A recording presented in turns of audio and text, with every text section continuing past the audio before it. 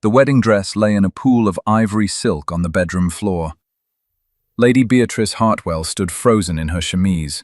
Her hands clutched the bedpost. The man before her was not supposed to be here. He was supposed to be dead. "Step away from that dress," Captain James Rothwell said. His voice was low and rough. 7 years had changed him. His face bore a scar along his left cheek. His eyes held darkness that had not been there before. But his hands, she knew those hands. "You cannot be here," Beatrice whispered. Her voice shook. "I am to marry Lord Pemberton in 1 hour." "Are you?" James moved closer. Each step was measured, deliberate, like a predator closing in. "Your body knows me, even if your mind pretends otherwise." She wanted to deny it. Her heart hammered against her ribs. Her skin prickled with awareness. After 7 years, he still affected her like no other man could. It was not fair. She had mourned him, she had moved on. Or tried to. "They told me you died at Waterloo," she said. Tears burned her eyes. "Your commander wrote to me. They buried you in France." They buried someone. James stopped 3 feet away, close enough that she could smell him. Leather and soap and something darker. Gunpowder, perhaps. Or earth. But not me. Beatrice had been 17 when James left for war. They had loved with the fierce passion of youth. He was the 3rd son of a baron with no fortune. She was the only daughter of a viscount with too much pride. Her father had forbidden the match. James had gone to war to make his name, to earn enough to claim her hand properly. Then the letter came. He died a hero, it said, leading his men into battle. She had not eaten for 3 days. Her mother had slapped her and called her foolish, mourning a penniless soldier when she could have her pick of wealthy lords. 7 years passed slowly. The grief dulled but never disappeared. She wore it like a second skin. Her parents paraded her before every eligible bachelor in London. She refused them all at first, but time wore her down. Her father's debts grew crushing. Her mother's complaints became unbearable. At 24, she was considered nearly on the shelf. Too old for a brilliant match. Lord Pemberton was 53 and needed an heir. His first wife had died in childbed. He looked at Beatrice like she was breeding stock. But he would pay her father's debts. He would secure her mother's future. So she had agreed. What did it matter? Her heart was already buried in France. Except now, that heart stood before her, very much alive. "Why did you not come back?" The question came out broken. 7 years, James. 7 years I thought you dead." "I could not." His jaw tightened. The scar pulled at his skin. "I was held prisoner, by the French, then by my own injuries. When I finally returned to England 6 months ago, I learned you were engaged." 6 months? The betrayal cut deep. "You have been in England for 6 months. I came to your father's house in London. He turned me away, told me you wanted nothing to do with a scarred soldier with no fortune." James's laugh held no humour. "Said you had moved past childish infatuation, that you were to marry well." That sounded exactly like her father. Lord Ashford cared only for money and status. A war hero with empty pockets meant nothing to him. "You believed him?" Beatrice asked. Anger began to burn through the shock. "You thought I would cast you aside so easily." "I saw you." James's voice dropped lower. "At the theatre, on Pemberton's arm. You wore sapphires at your throat. You smiled at him. You looked content." She remembered that night. Her mother had insisted she play the happy bride-to-be. Pemberton's hand on her back had made her skin crawl. She had smiled until her face ached. Inside, she had felt nothing but emptiness. "You saw what I wanted you to see," she said quietly. "What I needed everyone to see. So they would stop pitying me. Stop whispering about the girl who could not move on from a dead soldier." Something shifted in James's expression. Hope, perhaps, or pain. Maybe both. "I was not content," Beatrice continued. Her voice grew stronger. "I have not been content since the day they told me you died. I agreed to marry Pemberton because I am a burden to my family, because my father's creditors threaten to take everything, because I am 24 and considered too old for better options. You were never a burden." James closed the remaining distance between them.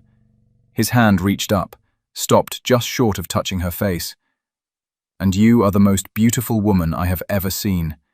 Age has only made you more so." His fingers finally made contact. They traced her cheekbone, down to her jaw. The touch sent fire through her veins. Her body remembered. Even after 7 years, it recognized his touch like coming home. "Your body knows me," he said again, this time softer, almost reverent. "It remembers what we were, what we could be again." "It is too late." But she did not pull away, could not pull away. "I am to be married. My family depends on it. I cannot—" "You can." His other hand came up. He cupped her face between his palms. "Run away with me, right now. Leave the dress on the floor. Leave Pemberton waiting at the altar. Choose me instead." "You have no money, no home to offer me." "I have this." He reached into his coat pocket, pulled out a leather pouch, opened it to show gold coins. "Prize money from the war, and a commission. I am a major now, with a pension. It is not a fortune, but it is enough." Beatrice stared at the gold, then at his face. 7 years ago she had let him walk away, let her father's ambitions dictate her future. She had been young and obedient and terrified of disappointing anyone, but she had disappointed herself most of all. "They will never forgive me," she whispered. "My parents, society. I will be ruined." "Perhaps." James's thumb stroked her cheek. "But you will be alive, truly alive, not just existing in a gilded cage with a man who sees you as a broodmare." The truth of his words pierced her. This was her last chance. In 1 hour she would walk down the aisle, speak vows that would bind her forever to a man she did not love. She would spend her life in a grand house, wearing fine gowns, dying slowly inside. Or she could choose love. Choose the man who had held her heart since she was 17. Choose passion and struggle and truth over comfort and lies. "Help me dress," she said suddenly, "but not in the wedding gown." James's face transformed. Joy broke through the darkness in his eyes. He moved to her wardrobe and pulled out a simple green traveling dress. His hands shook slightly as he helped her into it. Each touch of his fingers against her skin felt like a promise. She sat at her dressing table. He gathered her elaborate curls and helped her pin them into a simpler style. Their eyes met in the mirror. 7 years fell away. They were young again, in love again, but wiser now, scarred by life but not broken. "Are you certain?" he asked. His hands rested on her shoulders. "Once we leave, there is no going back." Beatrice stood. She turned to face him, reached up and traced the scar on his cheek. He flinched but did not pull away. "This is new," she said softly. "A French blade, in the prison camp. Does it pain you?" "Sometimes, when the weather changes." She leaned forward and pressed her lips to the scar, gentle, accepting. He drew in a sharp breath. "I am certain," she said against his skin. "I have spent 7 years being who they wanted. Let me spend the rest of my life being who I am." He caught her hand, brought it to his lips, kissed her palm, then her wrist.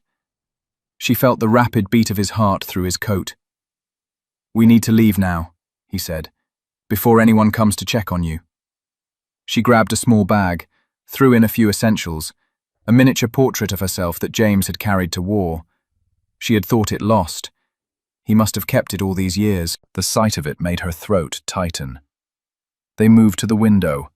Her room was on the 2nd floor. James had already secured a rope ladder. Of course he had. He had planned this. Come prepared to steal her away.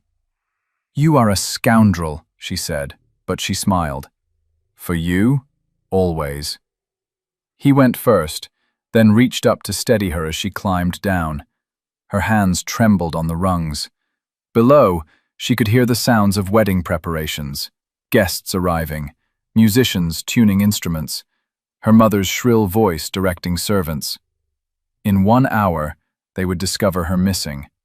Chaos would erupt. Her father would rage.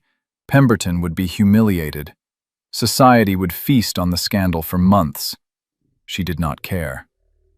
James caught her as she reached the ground, held her against his chest for a moment. His heart thundered beneath her ear. He was nervous too, she realized, afraid she might change her mind. "I will not leave you again," she promised. "Not for anyone."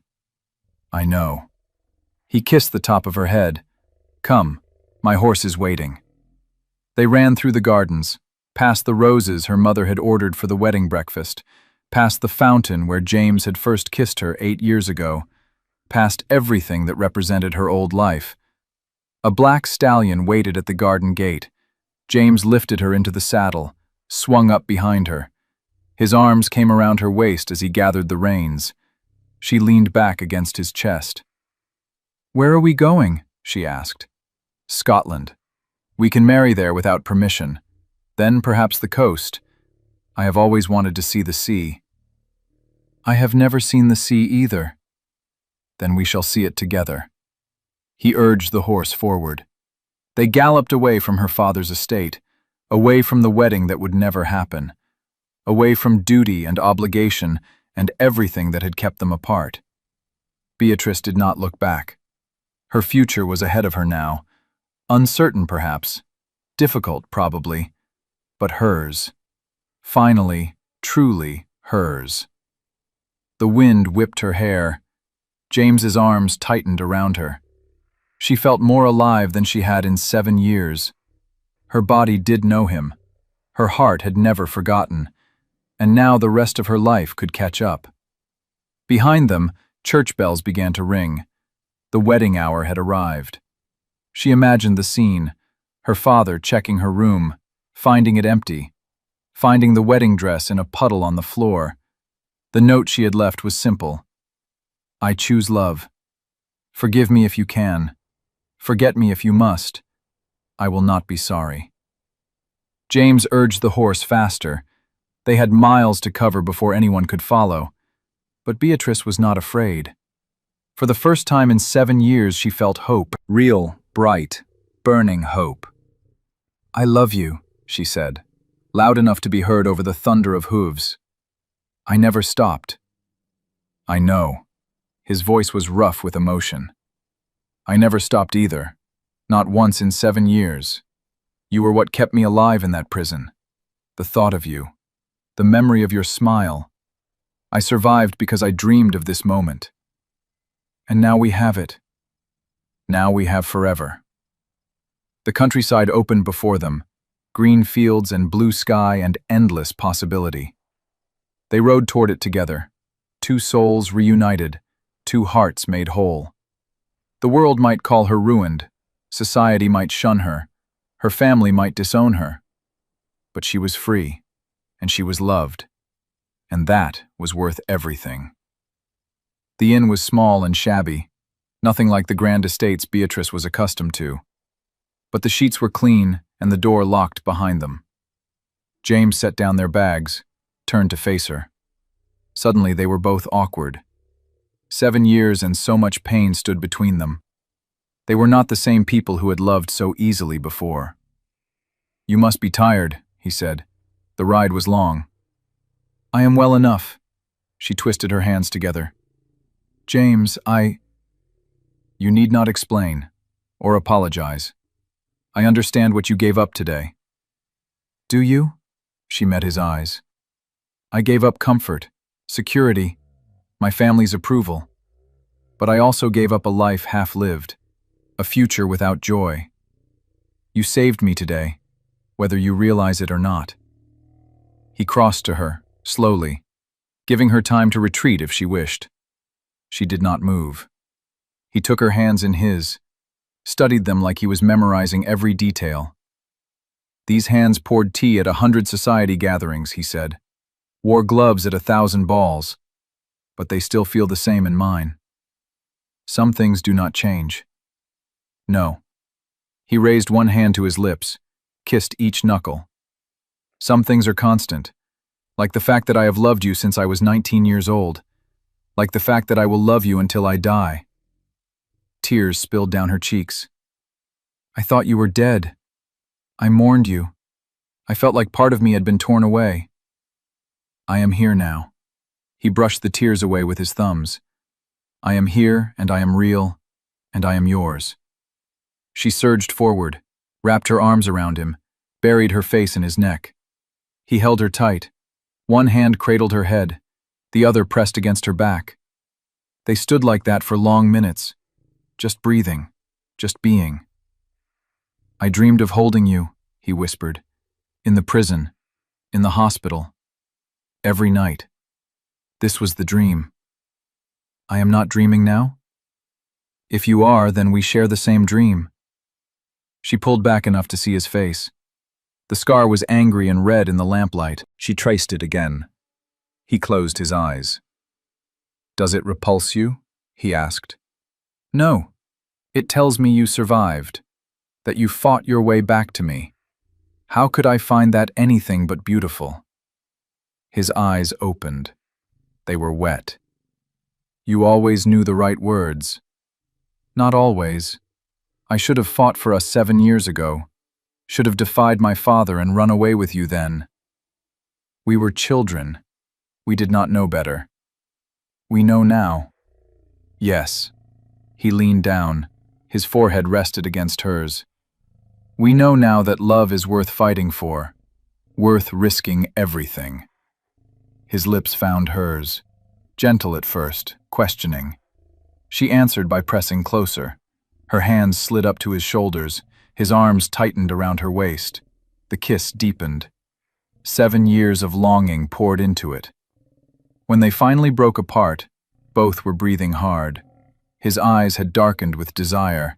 She felt heat pool in her belly, an answering need that made her bold. I am not a maiden anymore, she said quietly. Not in spirit, if not in fact. I have waited 7 years. I do not wish to wait any longer. We should marry first, in Scotland. We will marry, I trust that. But tonight, I want to belong to you, fully, completely. He searched her face, looking for doubt perhaps, or fear. He would find neither. She had made her choice. She would not regret it. Are you certain? He asked. I have never been more certain of anything. He kissed her again. This time there was no gentleness, only need, only hunger. His hands moved to the buttons of her dress. She helped him, impatient, eager. Soon she stood in only her chemise once more. You are beautiful, he breathed. More beautiful than I remembered. And you are overdressed. He laughed. The sound was rusty, like he had not laughed in years. Perhaps he had not. She helped him out of his coat, his waistcoat, his shirt. Scars crisscrossed his chest, evidence of battles fought, of pain endured. She kissed each one.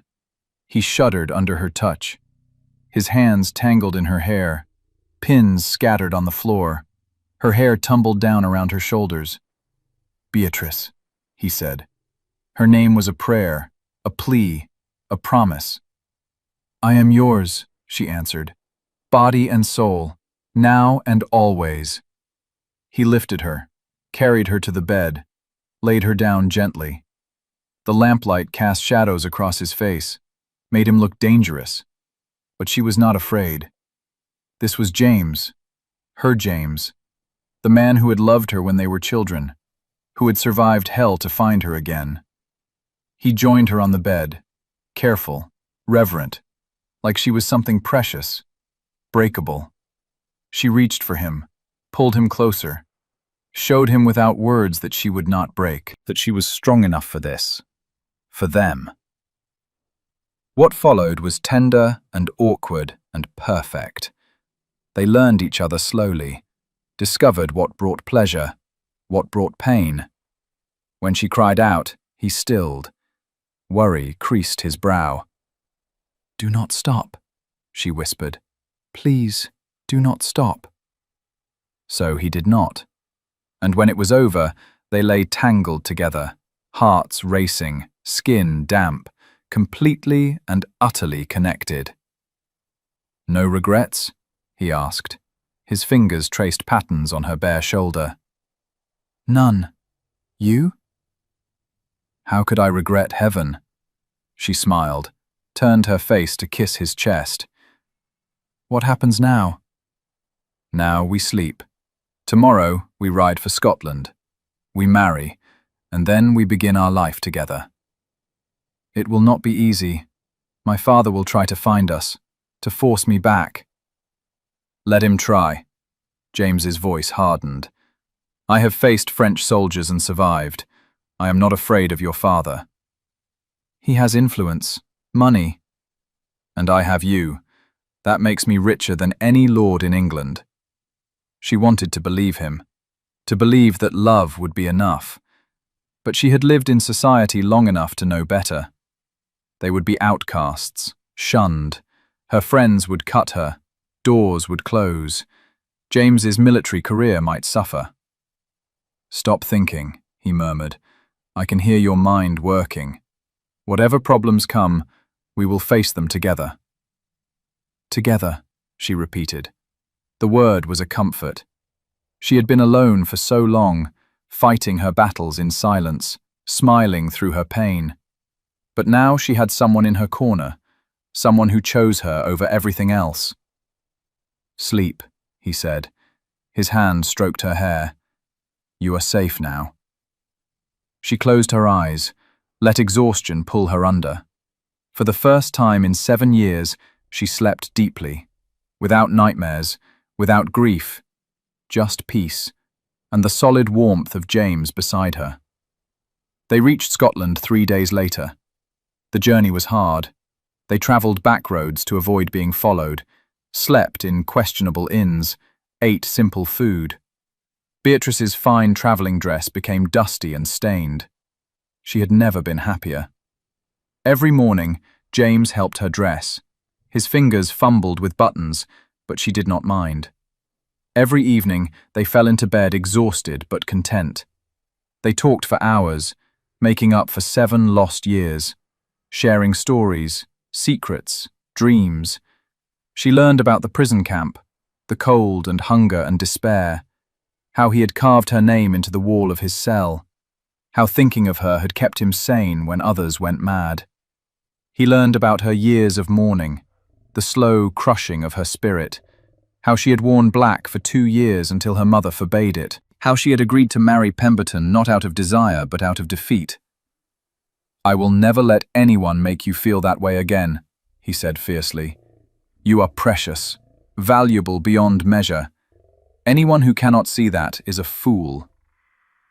"My father saw me as a commodity, something to trade for advantage." "Your father is a fool," she laughed.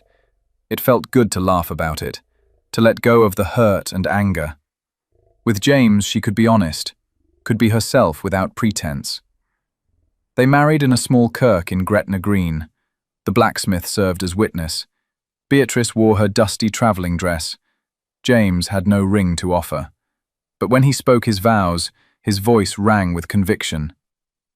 "I, James Rothwell, take you, Beatrice Hartwell, to be my wife. I promise to love you in sickness and health, in poverty and wealth, until death parts us. And not even then, if I have any say in it." The blacksmith raised an eyebrow at that last part, but Beatrice smiled through tears. "I, Beatrice Hartwell, take you, James Rothwell, to be my husband. I promise to stand by your side, to share your burdens, to multiply your joys, for all the days of my life and beyond." "Beyond?" the blacksmith asked. "Beyond," she confirmed, "because some loves transcend death." James squeezed her hand. He understood. They had proven it. Death itself had not kept them apart. The blacksmith pronounced them man and wife. James kissed her. Different from the kisses they had shared before, This one tasted of promise, of forever. "Mrs. Rothwell," he said against her lips. "Major Rothwell," she answered. They walked out of the kirk as the sun set. Husband and wife, poor but free, scandalous but together. The innkeeper had prepared a small celebration, ale and bread and cheese, nothing fancy, everything perfect. "To new beginnings," James toasted. "To second chances," Beatrice added. They drank. Then James set down his mug, took both her hands. "I cannot give you a grand estate, or fine jewels, or a place in society. I do not want those things." "What do you want?" She considered. What did she want? Not the life she had left behind, not the suffocating expectations and empty luxury. She wanted something real, something true. "I want to wake up beside you every morning," she said slowly. "I want to build a home together, simple and warm. I want children someday, raised with love, not duty. I want to grow old with you, to never again feel that terrible emptiness of thinking you lost. All of that I can give you." His voice was thick. "All of that and more. Then I have everything I need." They spent their wedding night in a room above the inn, nicer than the previous lodgings, but still modest. Beatrice did not care. She had learned that happiness had nothing to do with silk sheets or fine furniture. James loved her with reverence, like she was a gift he could not quite believe was his. Afterward, he held her close. His hand rested on her belly. "Do you think?" he asked, could not finish the question. "It is possible. Would that please you?" "More than I can say. A child, our child, growing inside you. We have time, years of time now." "Yes," he kissed her temple. "Time. The one thing I thought I had run out of. But here we are, married, together, with all the time in the world." She traced the scar on his chest, a puckered mark just below his ribs. A bayonet wound, he had told her, nearly fatal. "Does it ever frighten you?" she asked. "How close we came to losing this?" "Every day, which is why I will never take it for granted, never assume I have tomorrow. I will love you with everything I have, every moment I have." "We are quite dramatic, are we not?" He laughed. "Perhaps, but we have earned it. Let others have their polite marriages, their convenient arrangements. We have something real." "Yes," she smiled against his skin. "We do." They settled in a small cottage on the coast. James's pension was modest but sufficient. He took work teaching fencing at a local school. Beatrice discovered a talent for painting. She sold watercolors of the seascape to tourists. Life was simple, often hard, but filled with joy. Beatrice woke each morning to the sound of waves. James would already be awake, standing at the window, watching the sunrise. She would join him, wrap her arms around him from behind. He would cover her hands with his. "Good morning, Mrs. Rothwell." "Good morning, Major." This was their ritual, their small moment of peace before the day began. She learned to cook, badly at first. The early meals were disasters. Burned bread, oversalted soup. James ate it all without complaint, praised her efforts. Soon she improved, found she enjoyed the work, creating something with her own hands. He learned to mend things. Their cottage was old and always needed repair. Loose shutters, leaking roof, squeaky floorboards. He tackled each problem with determination, often cursing, sometimes bloodying his knuckles. But he never gave up. They were building something together, not just a home, but a life, based on partnership, on sharing both burdens and blessings. Letters came from London, her mother begging her to return, promising that Lord Pemberton might still be persuaded to forgive. Her father threatening to disown her formally. She read them aloud to James. They laughed at the dramatics, then burned the letters in the fireplace. "Do you ever miss it?" he asked one evening. The balls, the gowns, the excitement of London. No. Do you miss the army? Sometimes. The camaraderie, the sense of purpose, but not enough to leave you. Nor I you. Besides, I have excitement enough here. Excitement? In our tiny cottage? She took his hand, placed it on her belly. Still flat, but not for long. His eyes widened. You are certain, he breathed. The midwife confirmed it yesterday. We will have a child by spring. He dropped to his knees, pressed his face against her stomach. His shoulders shook.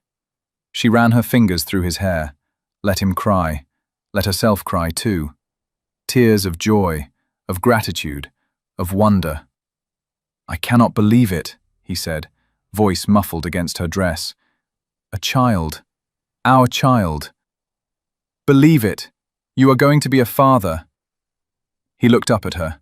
His face was wet but radiant. And you will be a mother. The most wonderful mother. Kind and patient and loving. I hope so. I had no good example to follow.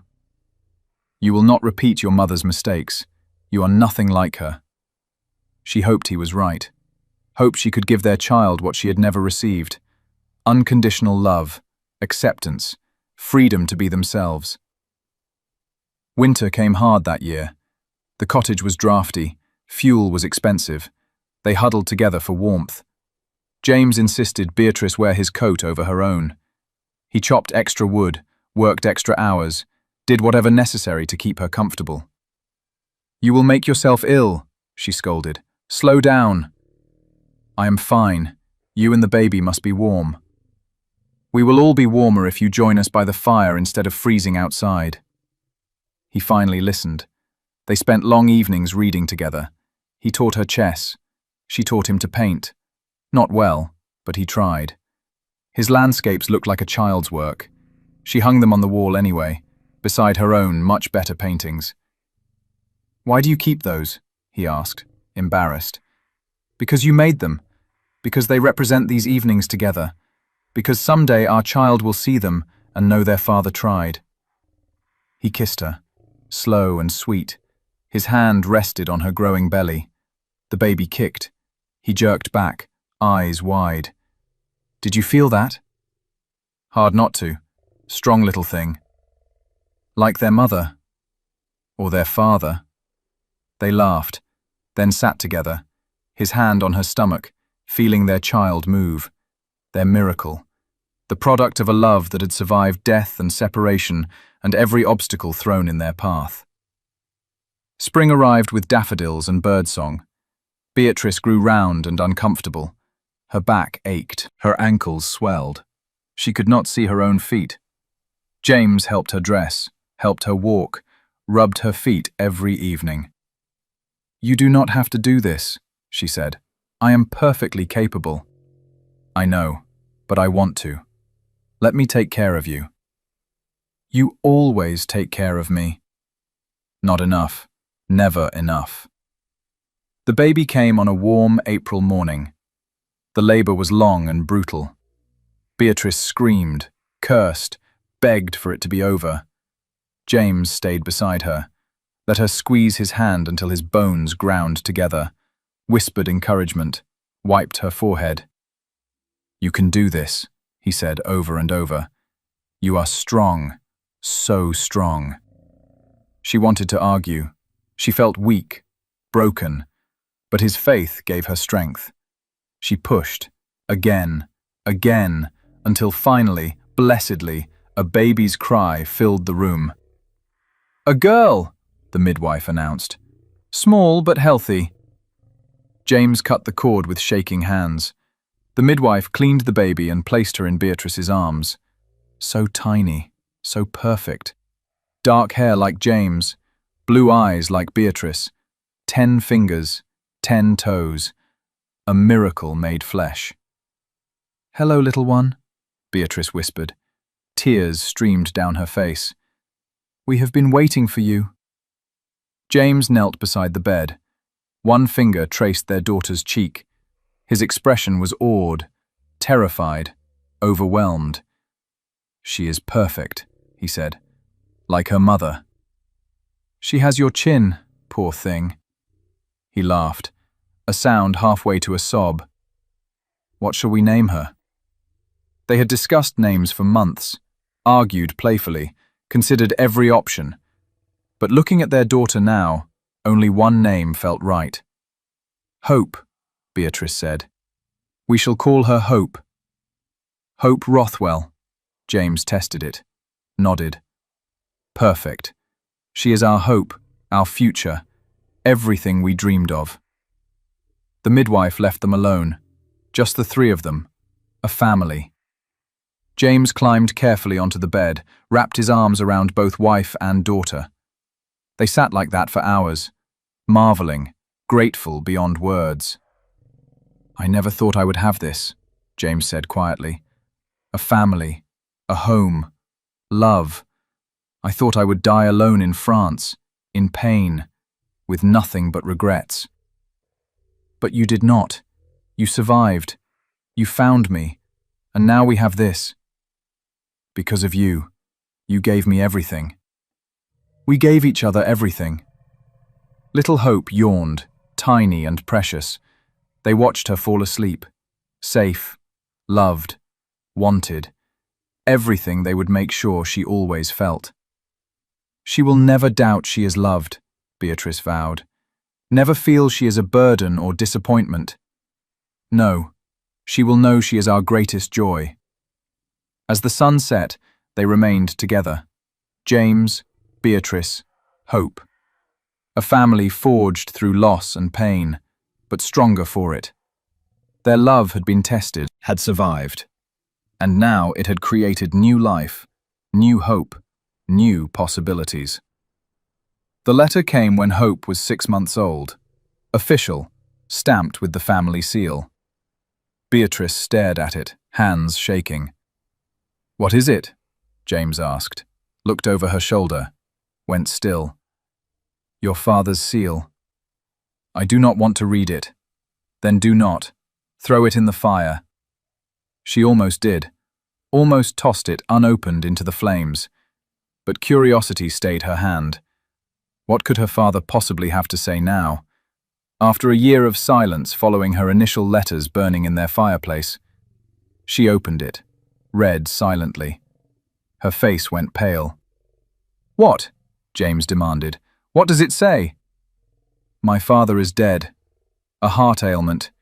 He passed 3 weeks ago. James's expression softened. I am sorry. I am not certain I am. Is that terrible? No, he was not kind to you. You need not pretend grief you do not feel. She read further, frowned. There is more. My brother inherited the title but not the estate. Father was deeper in debt than anyone knew. The estate goes to creditors. My mother and brother are to be turned out. Ah, my brother writes that they need help, that as family I have an obligation. James said nothing, waited. This was her decision. He would support whatever she chose. Beatrice looked at Hope, sleeping peacefully in her cradle. So innocent, so unaware of the complexities of family and duty and guilt. I do not owe them anything, she said slowly. They cast me aside, called me selfish and ungrateful, said I had ruined myself. That is true. But they are still family. My mother, for all her faults, is my mother. And my brother, he was kind to me once, when we were children. What do you want to do? I do not know. We have so little ourselves. How can we help? James moved to her, took the letter, read it himself. His jaw tightened at certain passages, but when he looked up, his eyes were calm. We could offer them the cottage, he said. It is small but serviceable. Your mother would hate it, but it is better than nothing. You would do that? After how they treated me? I would do it for you, because you have a kind heart, because despite everything, you do not want to see them suffer. I do not want Hope to grow up with bitterness, with family feuds and grudges. Then we extend an olive branch, offer what we can. If they accept with grace, good. If they reject it with scorn, we have done our duty. She loved him so much in that moment, for understanding, for supporting her even when it meant helping people who had hurt her. We would need to find another place, she said, somewhere we could afford. I have been offered a position at a boarding school inland, teaching fencing and tactics to young gentlemen. The pay is better. It comes with small housing. You said nothing. I was not certain I wanted it. It would mean leaving the coast, leaving this cottage. But perhaps this is a sign. A new chapter. Beatrice looked around their little home. They had been happy here, built their life here. But perhaps it was time to move forward, to grow. Very well, she decided. We shall offer the cottage to my family and move inland, start fresh. James smiled, kissed her forehead. Always so brave, so generous. Or foolish. Never foolish. Wise enough to know that holding grudges poisons the soul. They wrote back, offering the cottage, expecting rejection, expecting her mother to call it a hovel unfit for a lady. Instead, a reply came quickly, grateful, humble. They accepted. When her mother and brother arrived, Beatrice barely recognized them. Her mother had aged a decade in 1 year, hair gone grey, face lined with worry. Her brother looked gaunt, defeated. They stood awkwardly in the cottage doorway, looking at each other across a vast chasm of hurt and time. Beatrice, her mother said finally, voice small. You look well. Thank you.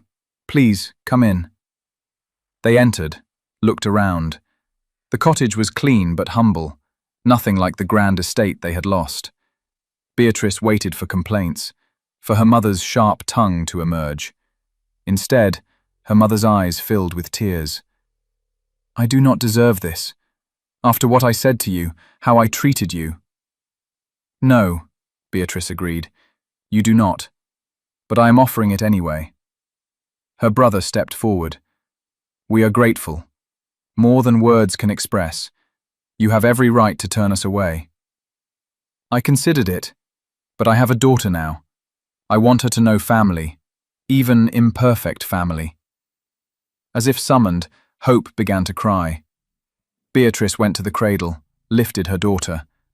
Hope settled immediately against her mother's chest. Her mother stared. A baby. You have a baby. Her name is Hope. Would you like to hold her? It was a test, an olive branch, a chance. Her mother reached out with shaking hands, took her granddaughter carefully, looked down at the small face. Something cracked in her expression. She is beautiful, she whispered. So beautiful. Yes. I was wrong. Her mother's voice broke. About everything. About James. About what makes a good match. About what matters in life.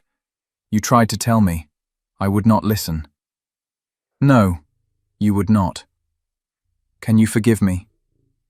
Beatrice considered. She could not forget the years of criticism, the pressure, the cruelty. But her mother stood before her broken, humbled by loss, holding her grandchild with reverence.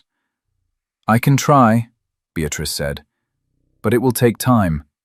Trust is earned, not given. I understand. I will earn it, somehow. Her brother cleared his throat. And I? Can I hope for your forgiveness as well? You were kinder than most. I do not hold anger toward you. Relief flooded his face. Thank you. And thank you for this. He gestured to the cottage. We will care for it, honor it, as we should have honored you. James appeared in the doorway, Hope's cradle in his arms, ready to pack. Her family turned to look at him. Her mother's face tightened with old prejudice, then softened, crumbled. Major Rothwell, she said, I owe you an apology as well. I called you unsuitable, unworthy. I was blind.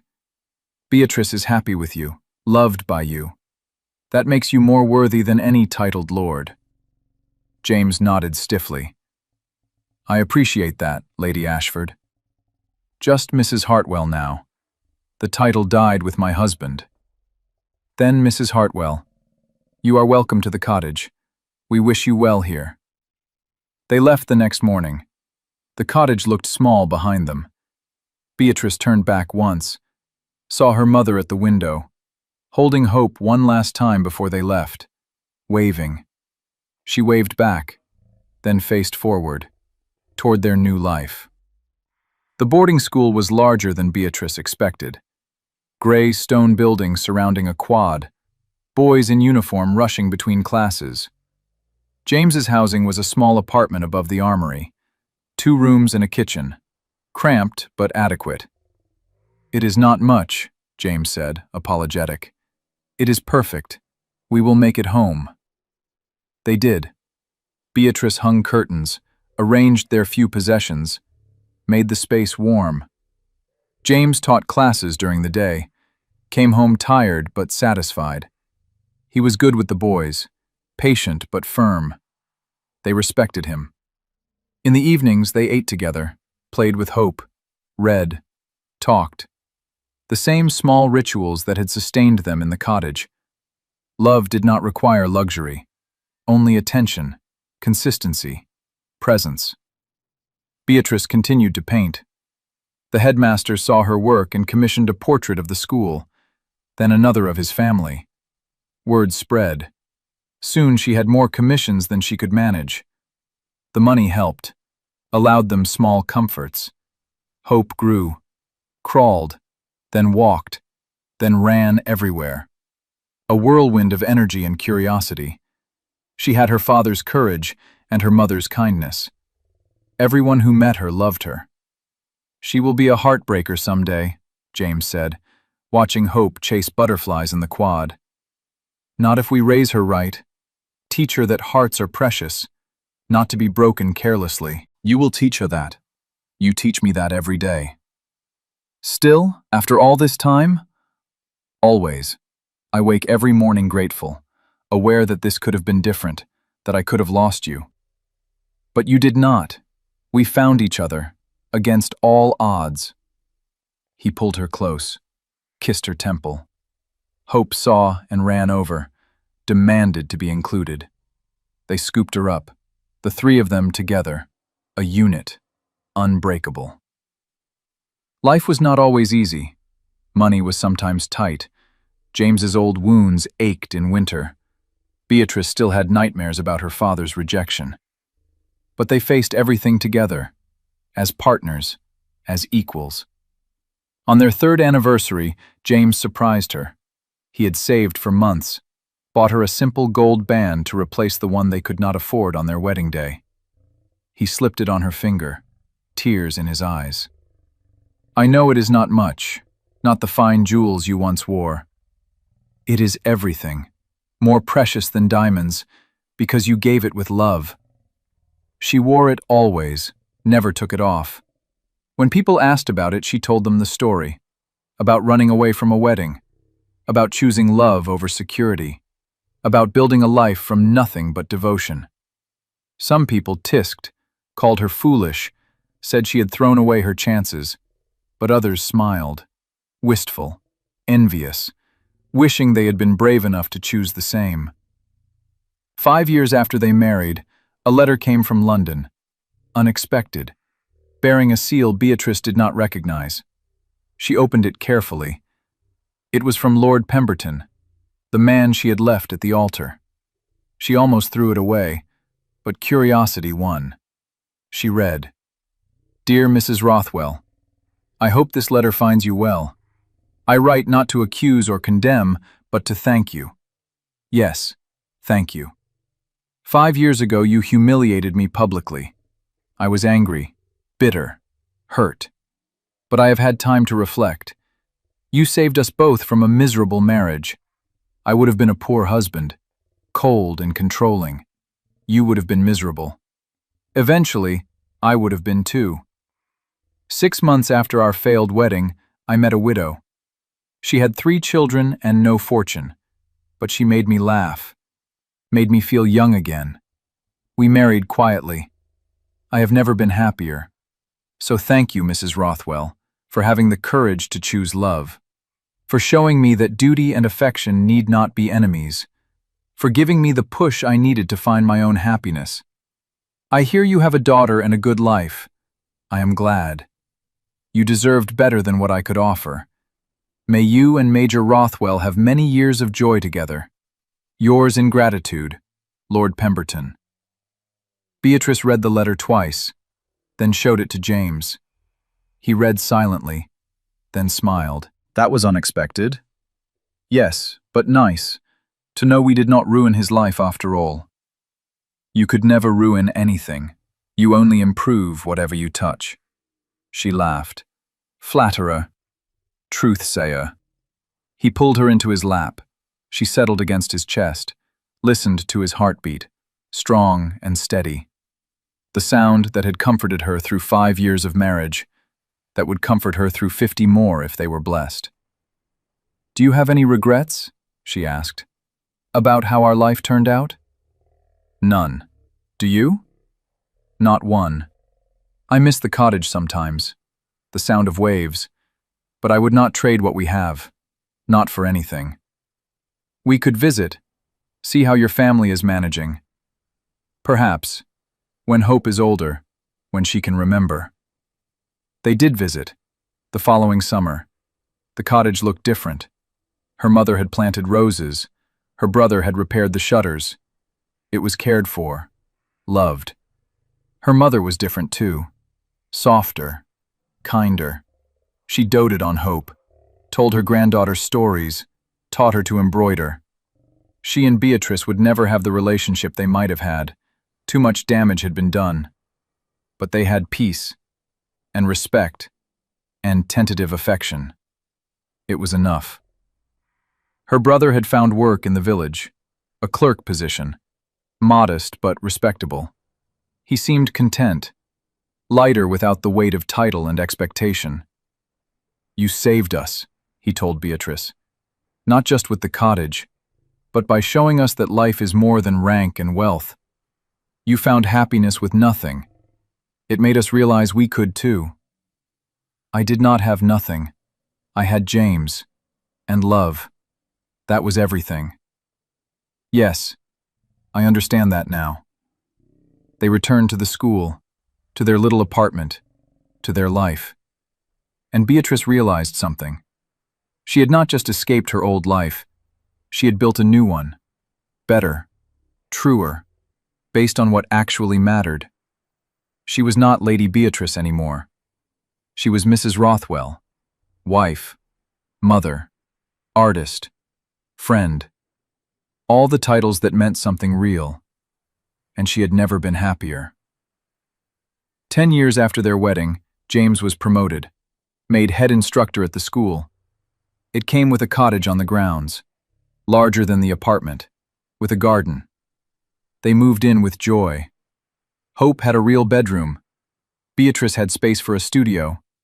James had a study. They filled it with love and laughter. Hope started lessons at the school. She was bright, clever, good with numbers. She made friends easily, brought them home. The cottage was always full of children and noise. Beatrice did not mind. She had grown up in silence, in formality. She wanted Hope to have warmth, freedom, joy. You spoil her, James teased. Impossible. Children cannot be spoiled with love, only with indifference and cruelty. Wise as always. Another baby came, a boy this time.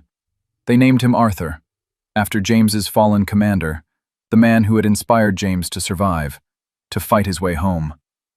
Hope adored her little brother, carried him everywhere, sang to him, protected him fiercely. Beatrice watched and smiled. This was family, real family, built on love, not obligation. James's hair began to gray at the temples. The scar on his face faded to silver. He was still strong, still commanding, but gentler now. Time and love had softened his hard edges. Beatrice's beauty had changed, no longer the fresh youth of 17, but something deeper, more substantial. She carried herself with confidence now, knew her worth, did not question her place. They grew together, aged together, became the couple everyone pointed to, the example of what marriage could be.